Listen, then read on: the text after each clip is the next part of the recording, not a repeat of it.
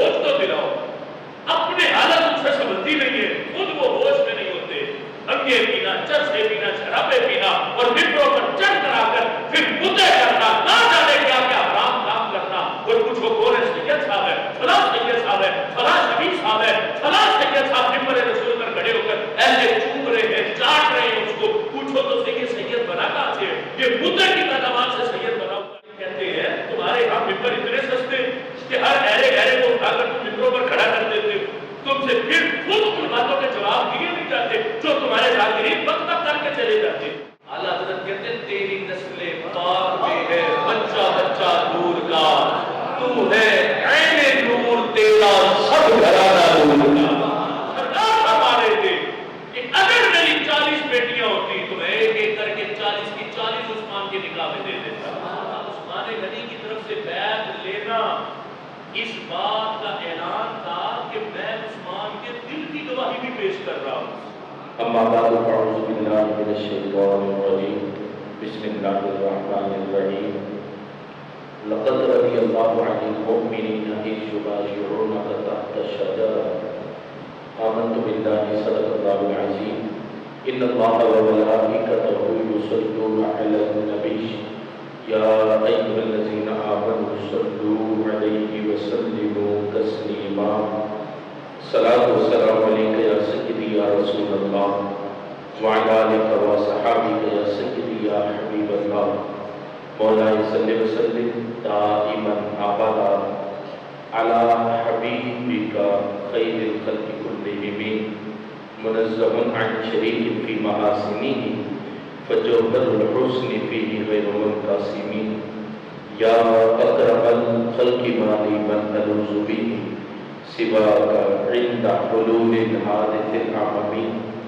محمد ذکرہ روح لأنفسنا محمد شکرہ فرد علی الأمم. یا رب صلی وسلم دائما ابدا علی حبیبک خیر الخلق کلہم. اللہ تبارک و تعالی جل جلالہ و مرضاتہ و تم برہانہ و عظم شانہ وجل ذکرہ وعز اسمہ کی حمد و ثنا اور حضور سرور کائنات مفکر موجودات زینت بزم کائنات دستگیر جہاں غم گسار زمان سید سرورہ حامی بے کسان قائد المرسلین خاتم النبیین احمد مجتبی جناب محمد مصطفیٰ صلی اللہ علیہ وسلم کے دربار گہربار میں ہدیہ درود و سلام عرض کرنے کے بعد نہایت ہی معزز و محتشم سامعین حضرات, رب الجلال کی فضل اور توفیق سے آج کے خطبہ جمعہ المبارک میں ہماری گفتگو کا موضوع خلیفہ سوم داماد رسول نبی پاک صلی اللہ علیہ وسلم کے عظیم صحابی حضرت سیدنا عثمان غنی ذو النورین رضی اللہ تعالی عنہ کے مقام و مرتبہ کے حوالہ سے ذکر کیا جائے گا. رب ذوالجلال ہمیں ہماری آنے والی نسلوں کو حضرت عثمان غنی کی سخاوت و حیا کا واقعی حصہ عطا فرمائے. اللہ ہم سب کو حضرت عثمان غنی رضی اللہ تعالیٰ کی ذات بابرکات سے بالغانہ عشق و محبت عطا فرمائے. محتشم سامعین حضرات, حضرت سیدنا عثمان غنی رضی اللہ تعالیٰ کی ذات گرامی کسی تعارف کی محتاج نہیں ہے. حضرت سیدنا عثمان غنی رضی اللہ تعالیٰ عنہ آپ نبی پاک صلی اللہ علیہ وسلم کے داماد بھی ہیں, نبی علیہ السلام کے عظیم صحابی بھی ہیں, اور صحابہ میں بھی آپ کا شمار اولین صحابہ میں ہوتا ہے. ابتدائی اسلام میں آپ نے دولت اسلام سے اپنے سینے کو منور کیا تھا, اور پھر تب سے لے کے آخری سانس تک اسلام پر قائم رہے, اور اللہ نے آپ کو جنت البقیع میں قیامت تک کے لیے رہنے کے لیے جگہ عطا فرمائی ہے. حضرت سیدنا عثمان غنی رضی اللہ تعالیٰ عنہ نے کئی بار نبی پاک صلی اللہ علیہ وسلم سے جنت کو خرید کیا ہے. کئی بار نبی علیہ السلام نے اعلان فرمایا تھا کہ جو یہ کرے گا اس کو جنت ملے گی، تو فوراً وہ عمل حضرت عثمان غنی رضی اللہ تعالیٰ عنہ نے کر کے سرکار سے جنت کو خرید لیا۔ مسجد نبوی کی توسیع کا معاملہ ہو، مدینہ شریف کے لوگوں کے لیے پانی کے کنویں کو وقف کرنے کا معاملہ ہو، یا جیسے اسرہ کی تیاری کا معاملہ ہو، اپنا تمام مال جان حضرت عثمان غنی رضی اللہ تعالیٰ عنہ نے نبی پاک صلی اللہ علیہ وسلم پر نچھاور فرمایا۔ خوش قسمت ہے وہ سینے جن سینوں میں اللہ نے حضرت عثمان غنی رضی اللہ تعالیٰ عنہ کی محبت رکھی۔ اہل سنت و جماعت جزوی محبتیں نہیں کرتے، اہل سنت و جماعت سب سے محبت رکھتے ہیں۔ حضرت سیدنا ابو ہریرہ رضی اللہ تعالیٰ عنہ روایت کرتے ہیں، آپ فرماتے ہیں کہ کننا جلوسا عند النبی صلی اللہ علیہ وسلم، حضرت ابو ہریرہ رضی اللہ تعالیٰ عنہ کہتے ہیں نبی علیہ السلام کی پاس تشریف فرما تھے، سرکار کے پاس بیٹھے تھے کہ نبی علیہ السلام نے آنے والوں کو مرحبا کہا۔ ان میں سب سے پہلے جو تشریف لائے تو کہتے فجاء ابو بکر رضی اللہ تعالی عنہ فقال النبی صلی اللہ علیہ وسلم مرحبا، حضرت صدیق اکبر سب سے پہلے تشریف لائے، نبی علیہ السلام نے انہیں مرحبا کہا، اور نبی پاک صلی اللہ علیہ وسلم نے انہیں مرحبا کہہ کر ان کی شانوں کو بیان فرمایا۔ اس کے بعد پھر حضرت عمر رضی اللہ تعالیٰ عنہ تشریف لائے، نبی علیہ السلام نے انہیں بھی مرحبا کہا اور ان کی شانوں کو بیان کیا۔ تیسرے نمبر پہ حضرت عثمان غنی رضی اللہ تعالیٰ عنہ تشریف لائے، نبی علیہ السلام نے انہیں بھی مرحبا کہا اور حضرت عثمان کی شانوں کو بھی بیان فرمایا۔ پھر چوتھے نمبر پر حضرت مولا علی رضی اللہ تعالیٰ عنہ تشریف لائے، نبی علیہ السلام نے انہیں بھی مرحبا کہا اور ان کی شانوں کو بیان فرمایا۔ جب یہ چاروں تشریف لے آئے تو نبی پاک صلی اللہ علیہ وسلم نے ان چاروں کی شانوں کو بیان کرنے کے بعد نبی پاک صلی اللہ علیہ وسلم نے یہ جملے ارشاد فرمائے ان چاروں کی شانوں کے حوالہ سے۔ نبی پاک صلی اللہ علیہ وسلم نے ارشاد فرمایا کہ اے لوگوں، ان چاروں کی محبت صرف مومن کے علاوہ کسی کے دل میں جمع نہیں ہو سکتی۔ ان چاروں کی محبت مومن کے سوا کسی کے دل میں اکٹھی نہیں ہو سکتی، اور فرمایا سوائے منافق کے کسی کے دل میں یہ جدا نہیں ہوں گے، منافق کے دل میں یہ اکٹھے نہیں ہیں، مومن کے دل میں یہ اکٹھے رہتے ہیں۔ اور نبی پاک صلی اللہ علیہ وسلم کی ارشاد فرماتے فرمایا فمن احبهم فبحب احبهم ومن ابغضهم فببغض ابغضهم۔ نبی پاک صلی اللہ علیہ وسلم ارشاد فرماتے ہیں کہ جس نے ان سے محبت کی تو وہ ان سے محبت میری محبت کی وجہ سے کرتا، جو ان سے پیار کرتا تو وہ میرے پیار کی وجہ سے ان سے پیار کرتا، فرمایا جو ان سے بغض رکھتا ہے تو وہ میرے بغض کی وجہ سے ان سے بغض رکھتا۔ اب یہ نبی پاک صلی اللہ علیہ وسلم کے فرمان کے یہ جملے بڑے قابل غور ہیں۔ نبی علیہ السلام نے ارشاد فرمایا فمن احبهم فبحبی احبهم، فرمایا جو ان سے محبت رکھے تو اس نے محبت ان سے نہیں کی، اس نے محبت ان سے میری محبت کی وجہ سے کی۔ فرمایا پہلے میری محبت دل میں آتی ہے تو پھر میری محبت کی وجہ سے ان کی محبت آتی ہے۔ اب لفظوں کے ہیر پھیر سے معاملات کتنے تبدیل ہو جاتے ہیں۔ یعنی اہل سنت و جماعت کا یہ اعلان ہے اور یہی عقیدہ ہے اہل سنت کا کہ ہم جس سے بھی محبت کرتے ہیں تو سرکار کی وجہ سے کرتے ہیں۔ اب اس محبت کی وجہ سے جس کی محبت آئے تو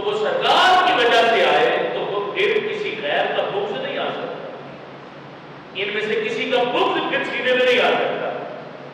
اگر کسی کی اپنی ذات کی وجہ سے محبت کی ہے، سرکار کو چھوڑ کر پرائیویٹ حیثیت سے کسی سے محبت کی ہے، تو پھر ایک کی محبت آئے گی تو دوسرے کا بغض آئے گا۔ جب محبت سرکار کی وجہ سے ہو تو پھر چاہے سامنے چاروں یار ہو یا پچھتر پاک ہو، تو پھر اللہ ہر ایک کی محبت سینے میں عطا فرما دیتا۔ اگر محبت ہو کسی کی ذات کی وجہ سے تو پھر ایک ذات کی طرف جب جھکاؤ زیادہ ہوتا تو دوسرے کی طرف بندے کا تھوڑا ہو جاتا۔ اور اہل سنت و جماعت کی محبت توازن کو برقرار رکھنے کا نام ہے۔ یہ نہیں کہ ایک طرف جھکاؤ زیادہ ہو تو دوسری طرف کا کم ہو جائے، ایک طرف محبت آئے تو دوسرے کا بغض آ جائے، یہ سنی ہونا نہیں۔ اسی لیے نبی علیہ السلام نے فرمایا جو ان سے محبت کرتا ہے تو وہ ان سے محبت میری محبت کی وجہ سے کرتا ہے۔ یہ اہل سنت و جماعت کے عقیدے کی ترجمان جملے۔ تو جو ان سے بغض رکھتا وہ صرف ان سے بغض نہیں رکھتا، وہ ان سے بغض میرے بغض کی وجہ سے رکھتا۔ اب یہ ذہن میں رکھنا، جس کے سینے میں ابو بکر کا بغض آیا تو سمجھ جانا اس سینے میں سرکار کی محبت نہیں ہے، اس سینے میں نبی علیہ السلام کا بغض بھی پایا جا رہا۔ جس سینے میں حضرت علی کا بغض آئے تو وہ سینہ سرکار کی محبت سے کبھی لبریز نہیں ہو سکتا۔ اس سینے میں بغض علی سرکار کے بغض کی وجہ سے آیا۔ تو جب محبتوں کا محبت سرکار کی ذات ہو تو پھر بندہ جزوی محبتیں نہیں کرتا، پھر بندہ حضرت عثمان سے بھی محبت کرتا، مولا علی سے بھی محبت کرتا۔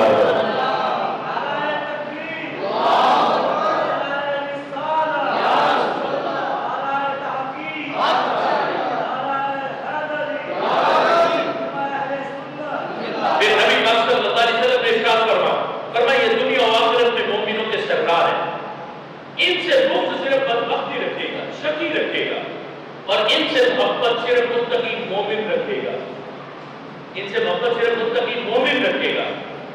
اور آگے نبی علیہ السلام نے فرمایا اللہم یا اللہ میں نے پہنچا دی، میں نے پیغام پہنچا دیا، میں نے تبلیغ کر دی۔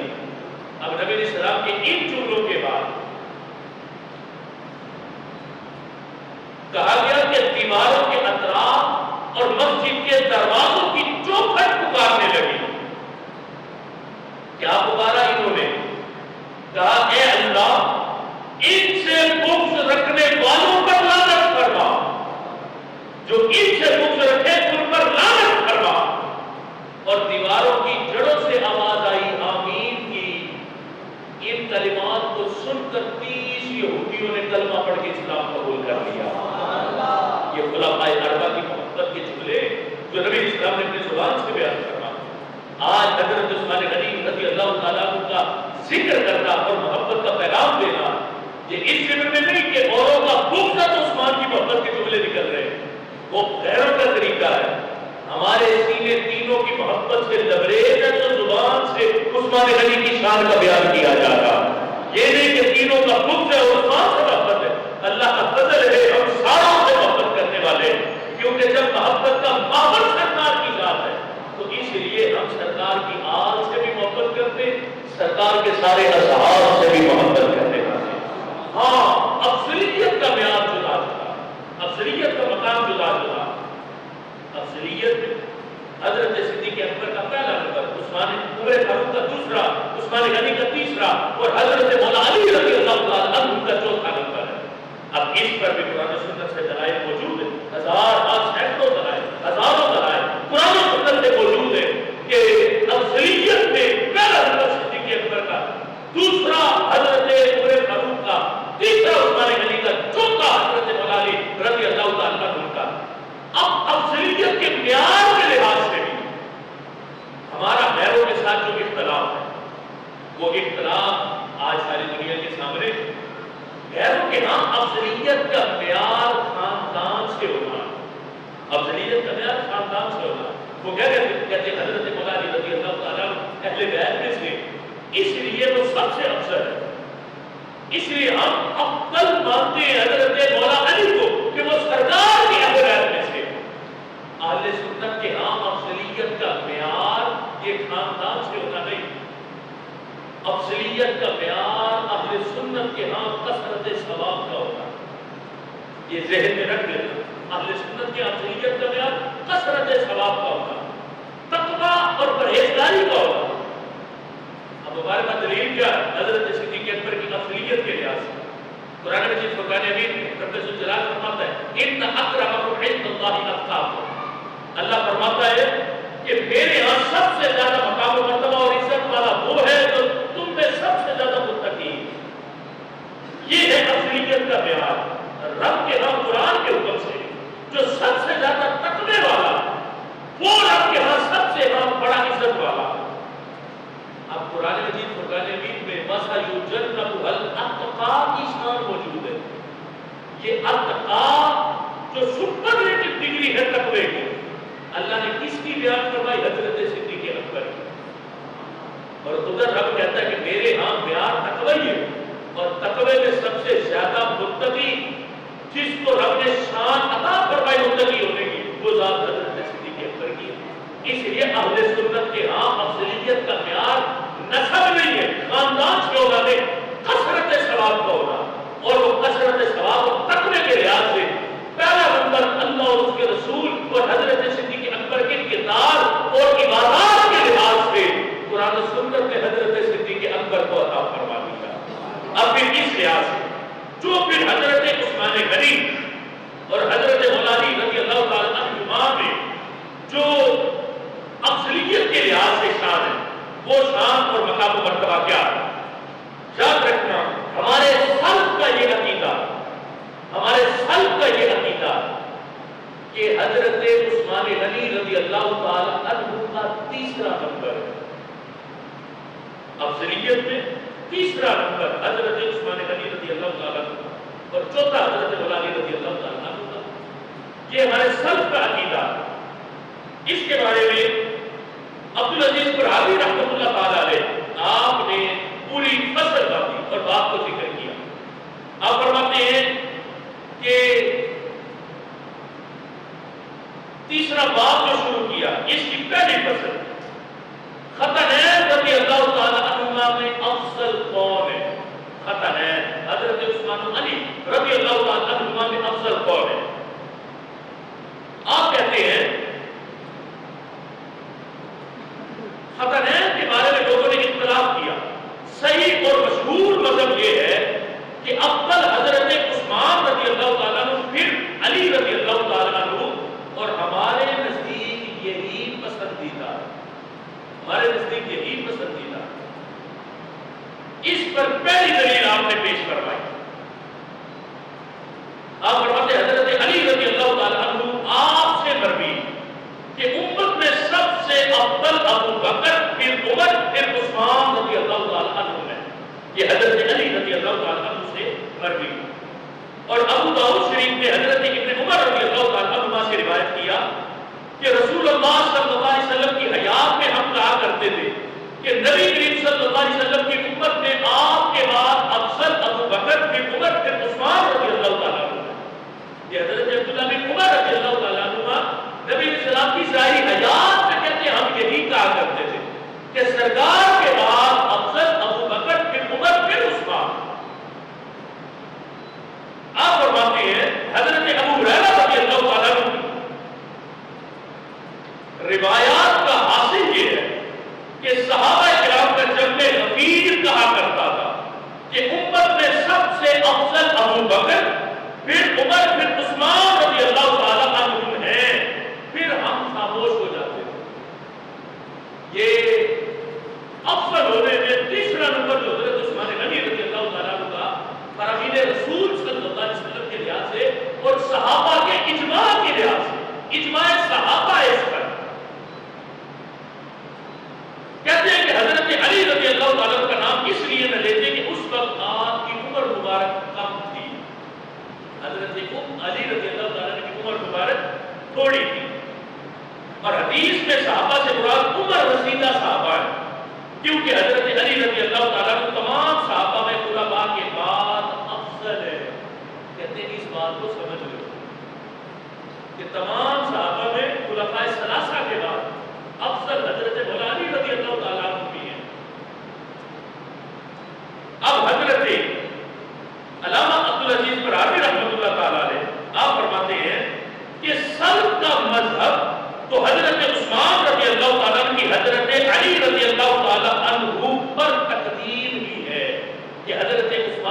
مقدم ہے حضرت علی رضی اللہ تعالیٰ عنہ. یہ سلف کا عقیدہ اور اللہ کے فضل سے یہی اہل سنت کا بھی عقیدہ کہ افضلیت میں پہلا نمبر حضرت صدیق اکبر کا، دوسرا حضرت عمر فاروق کا، تیسرا عثمان غنی کا اور چوتھا نمبر حضرت مولا علی رضی اللہ تعالیٰ عنہ کا ہے.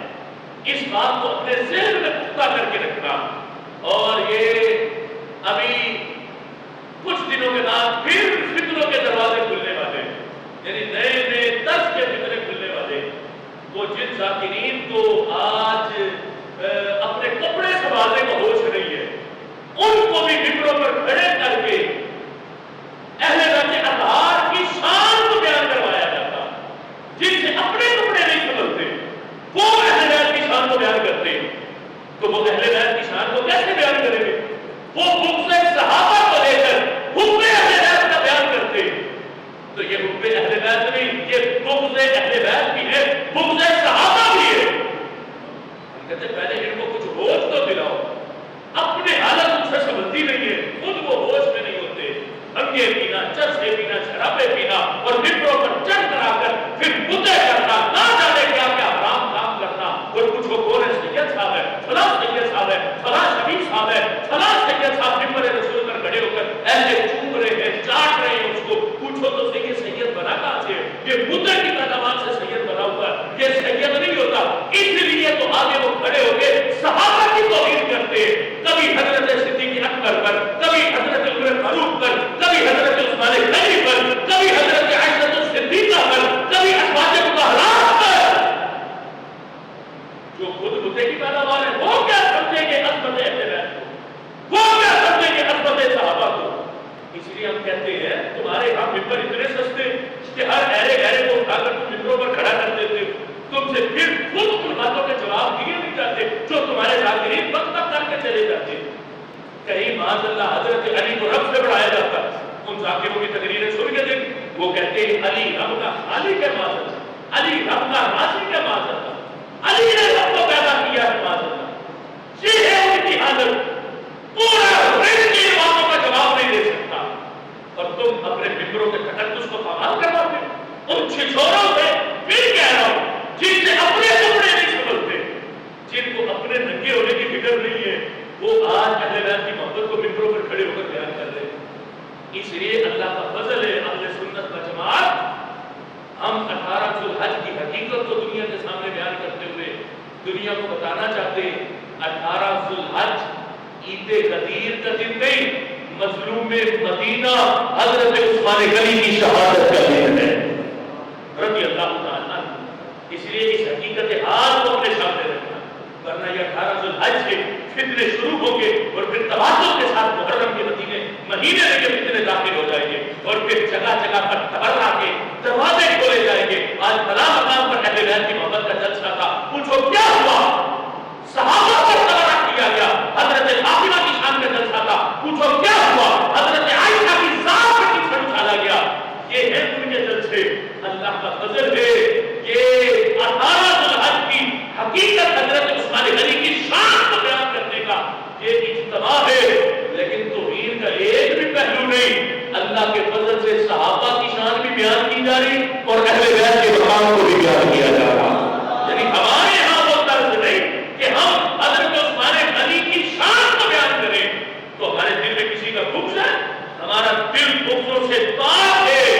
اللہ نے اسی لیے تو ہمیں سنی دل عطا کیا کہ یہ بغض سے پاک ہوتا ہے، اس میں کسی کی نفرت نہیں ہوتی. یہ دل صحابہ سے بھی محبت کرتا ہے، اہل بیت سے بھی محبت کرنے والا ہوتا ہے.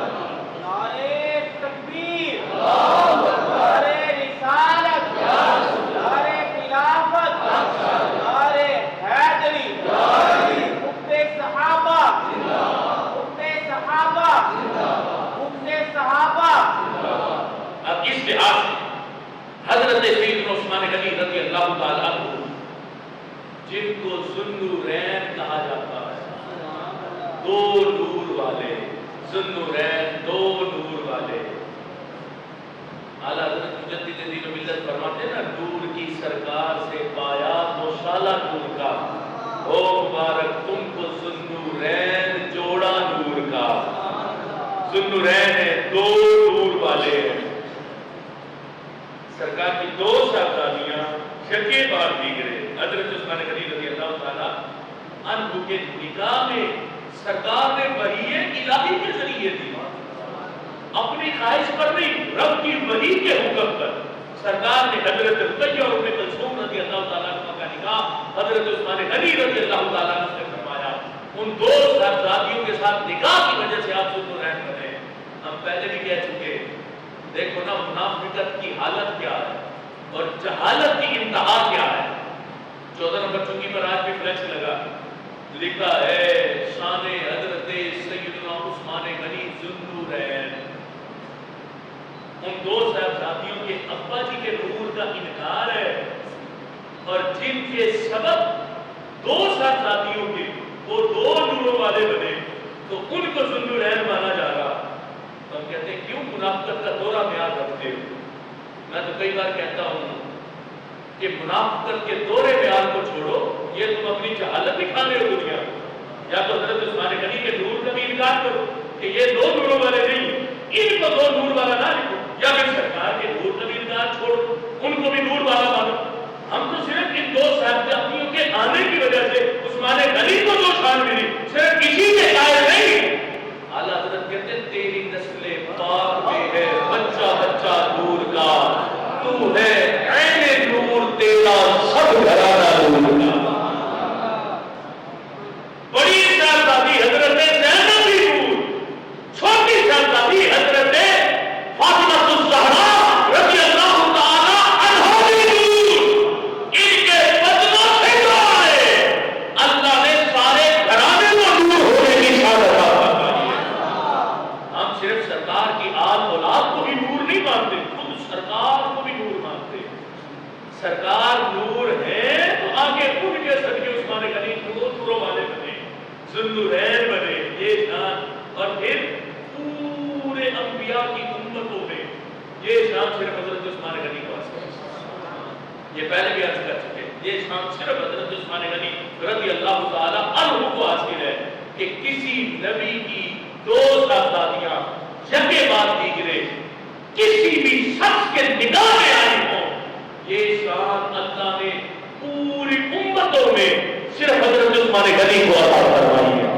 اور پھر حضرت مولا علی کی حدیث کے راوی کہ نبی پاک صلی اللہ علیہ وسلم نے ارشاد فرمایا، حضرت علی کہتے ہیں میں نے خود سنا سرکار فرما رہے تھے کہ اگر میری 40 بیٹیاں ہوتی تو میں ایک ایک کر کے 40 کی 40 عثمان کے نکاح میں دے دیتا، عثمان غنی کے نکاح میں 40 بیٹیاں پیش کر دیتا۔ یہ شان اللہ نے حضرت عثمان غنی رضی اللہ تعالی عنہ کو عطا فرمائی۔ آپ مظلوم مدینہ، حالانکہ کتنی اونچی شان ہے یہ کہ جو پوری امتوں میں کسی کے پاس تھا۔ سجدے سب نے کیے، تقویٰ سب نے اختیار کیا، مال سب نے خرچ کیا، اپنی جان سب نے پیش کی ہے، لیکن یہ تو حضرت عثمان غنی کی شان ہے۔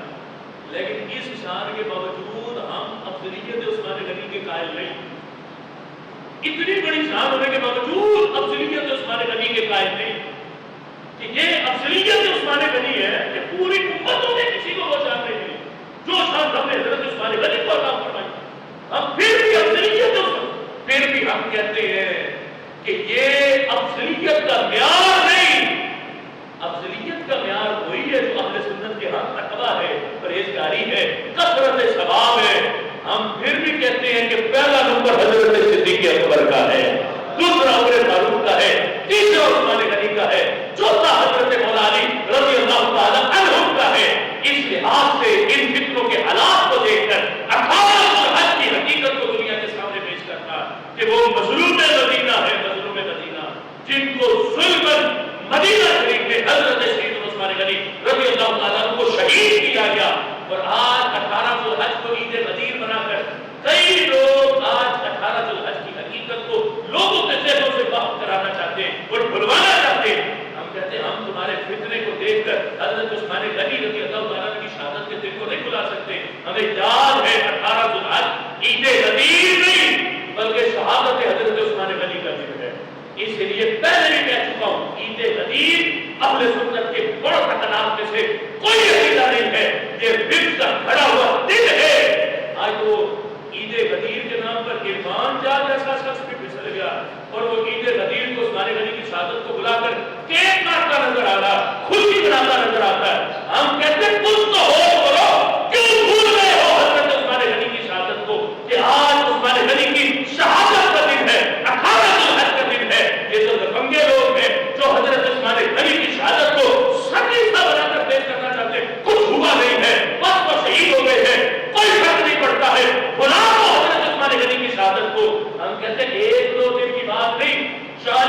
مسجد کا پانی بن رہا، تاریخ میں اس ذات کو عثمان غنی کہا جاتا ہے۔ 40 دن جن کا کھانا بن رہا، تاریخ میں اس ذات کو خلیفہ عثمان غنی کہا جاتا ہے۔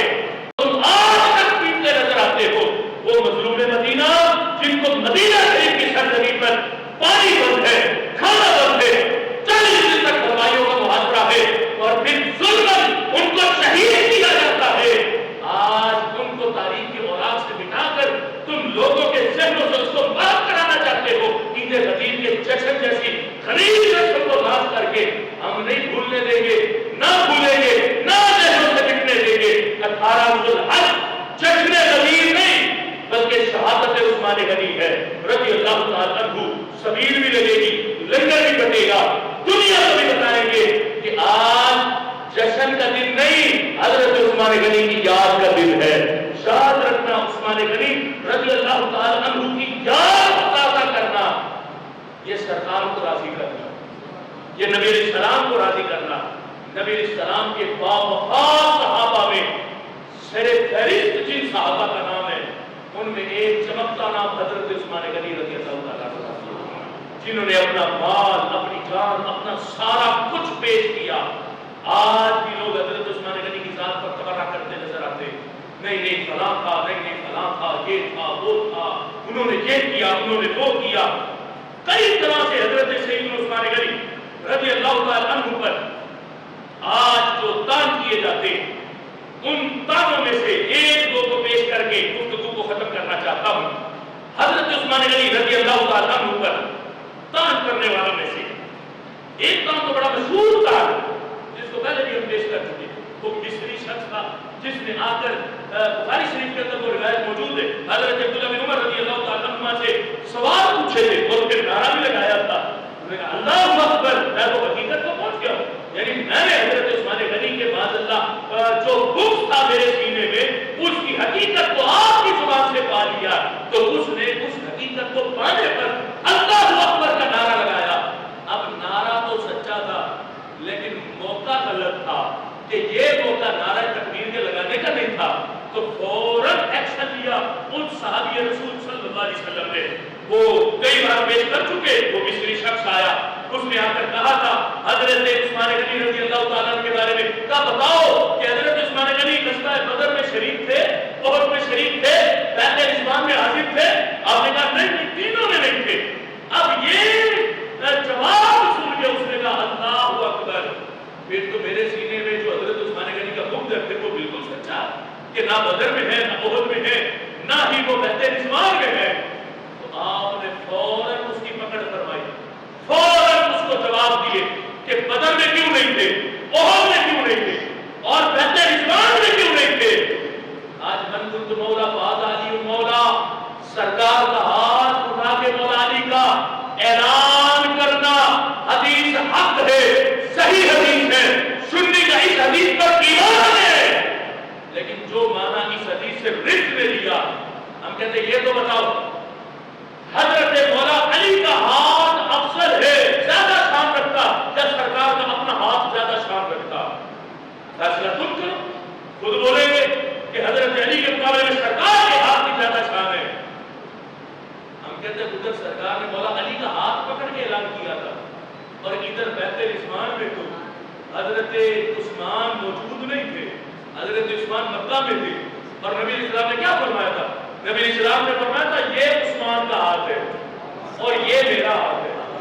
اپنے ہاتھ کو سرکار نے حضرت عثمان کا ہاتھ قرار دیا، فرمایا اس وقت عثمان موجود نہیں ہے لیکن یہاں میں سب صحابہ سے جو بیعت لے رہا ہوں، فرمایا یہ میرا ہاتھ عثمان کا ہاتھ ہے۔ فرمایا اپنے ہاتھ کو دوسرے ہاتھ پر رکھ کر فرمایا اپنے عثمان کی طرف سے میں بیعت کر رہا ہوں۔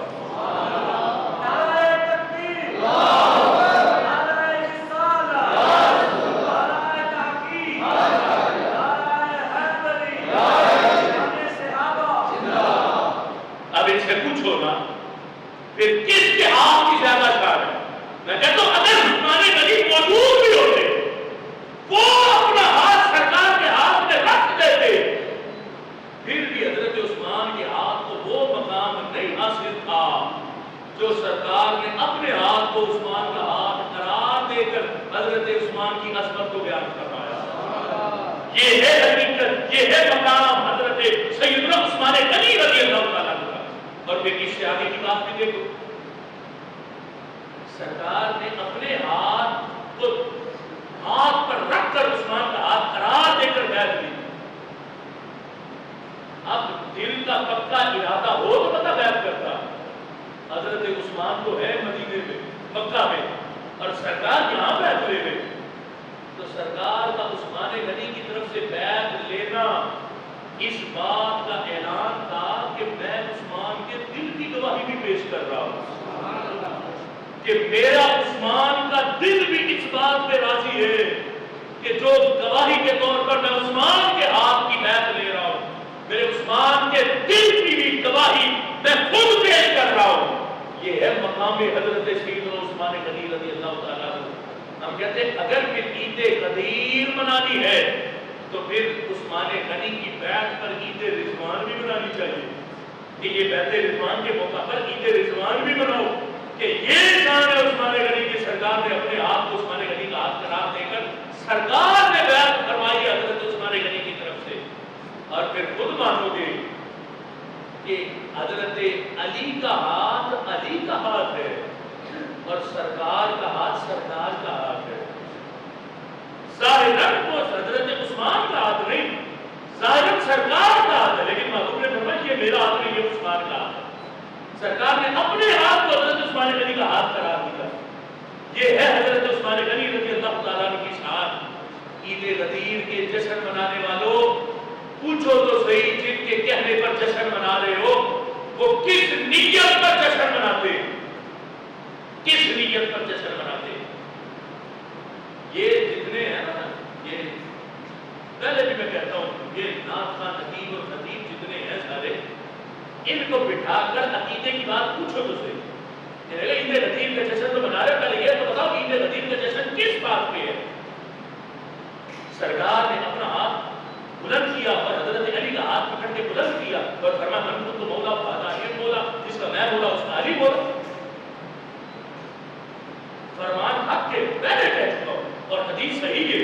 سنی اس حدیث کو دل و جان سے مانتا, لیکن یہ تو پوچھو رافضی اس فرمان پر جشن کس بات پر مناتا, کس عقیدے پر مناتا. تو وہ کہتے حضرت علی کا ہاتھ پکڑ کے سرکار کا اعلان کرنا یہ اعلان خلافت تھا, کہ سرکار نے حضرت علی کو خلیفہ بنایا اور خلیفہ بلا فصل بنایا.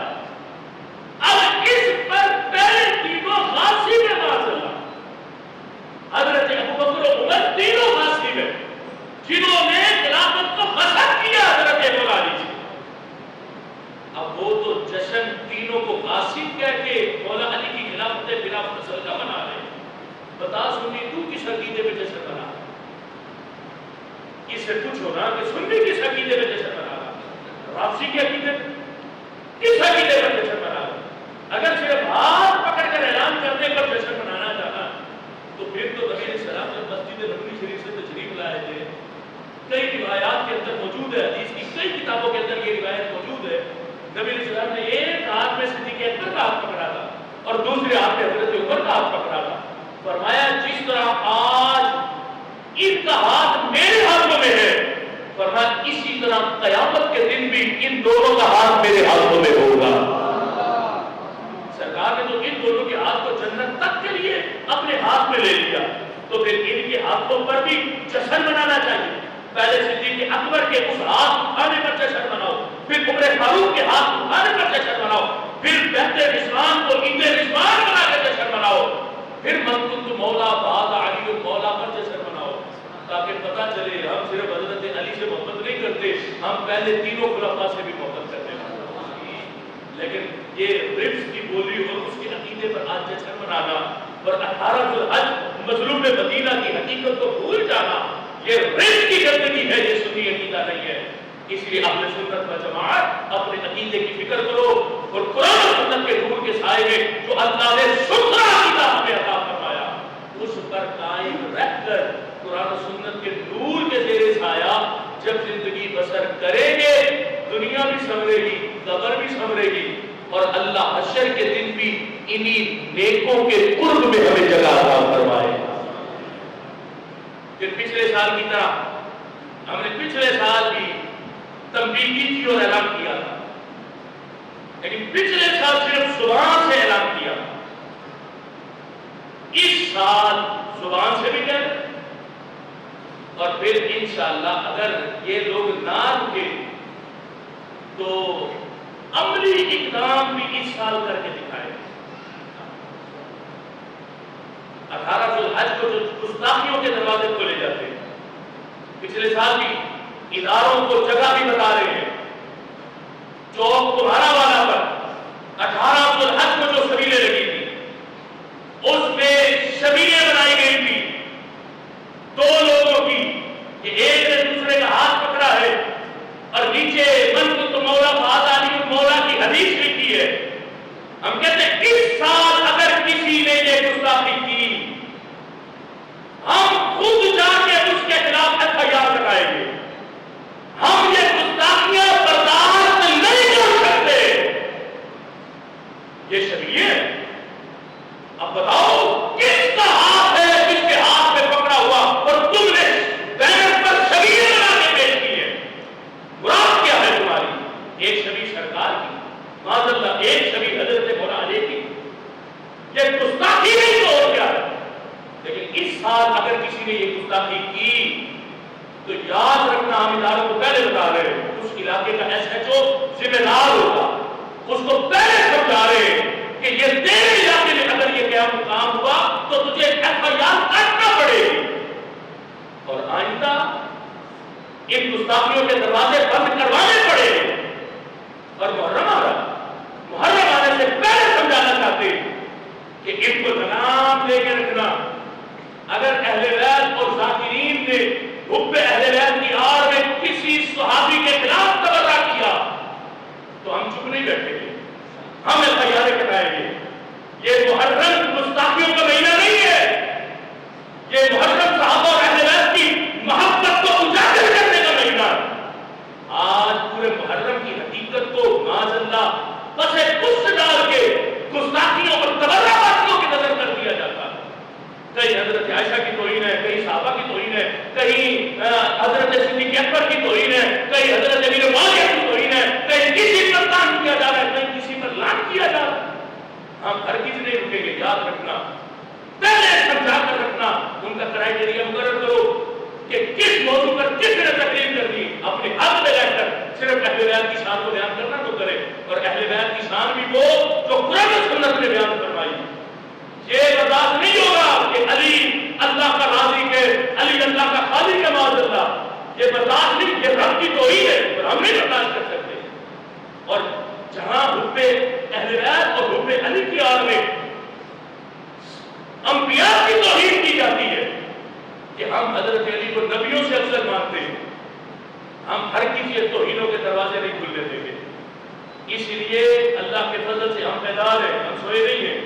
ابھی 18 ذوالحج اتوار کو ہے، 2 دن پہلے ہم یہ پیغام ریکارڈ کرا کے ان کو سمجھانا چاہتے ہیں کہ ہر علاقے میں خود سرچ کریں کہ کہیں کوئی گستاخی نہ ہونے پائے، یہ نہ ہو امن خراب ہو جائے۔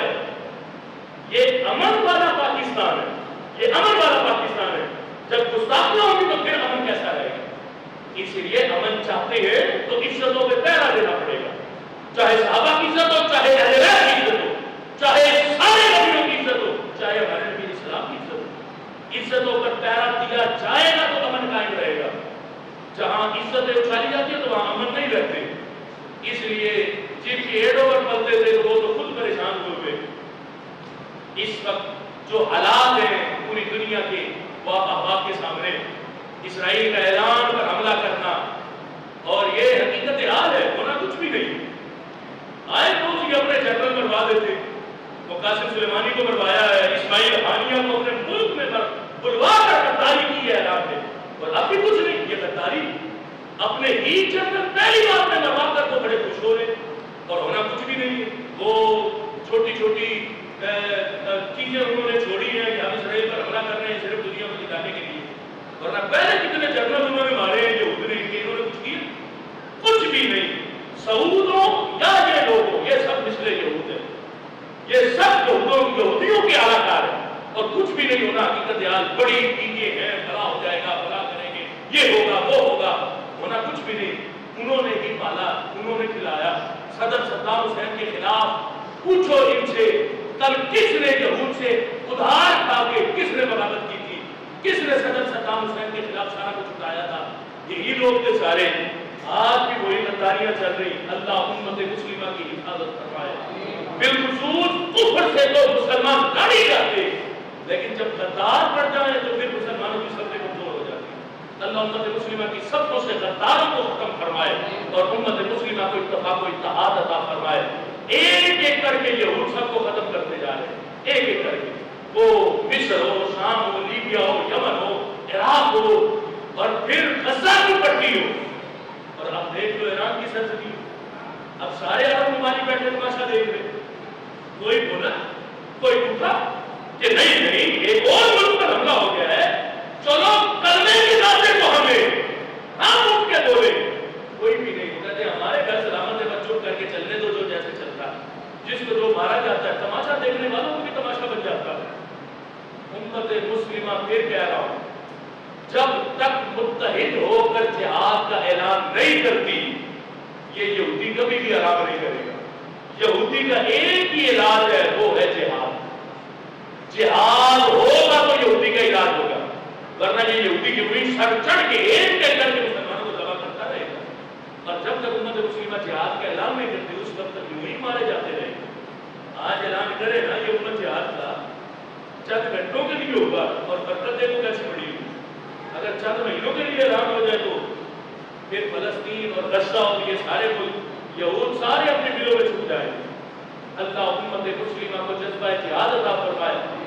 دعا کیا کرو اللہ امت مسلمہ کو اتحاد و اتفاق عطا فرمائے اور امت مسلمہ کو غیرت ایمانی عطا فرمائے. پھر کوئی اللہ کی سنت کو سلطان صلاح الدین ایوبی جیسا بیٹا عطا فرمائے. یہود کے مقابلے میں رب ذوالجلال قرآن و سنت کے نور سے ہم سب کے سینوں کو منور فرمائے. انشاءاللہ قرآن و سنت سے دلائل اگلے جمعہ المبارک کو آپ آپ کے سامنے پیش کریں گے. موضوع پہلے بھی ہم بیان کر چکے ہیں، لیکن اس کا کچھ حصہ اگلے جمعے بھی پھر بیان کرنا چاہیں گے کہ ہم رفع یدین کیوں نہیں کرتے. جو کرتے ہیں ان سے ہمیں غرض نہیں، ہم کیوں نہیں کرتے، ہمیں اس سے غرض. جتنے اجتماع میں بیٹھے ہم رفع یدین نہیں کرتے تو کیوں نہیں کرتے؟ آپ کے ذہن میں دلیل نہیں تو انشاءاللہ اگلے جمعے تشریف لائیں گے، آپ کے ذہنوں میں دلیلوں کو پختہ کریں گے کہ ہم رفع یدین کیوں نہیں کرتے. تو اس موضوع کو سننے کے لیے کہ سب آپ نے وقت پر تشریف لانا موضوع بڑا اہم ہے. اللہ ہمیں قرآن و سنت کے نور کی سمجھ عطا فرمائے اور انشاءاللہ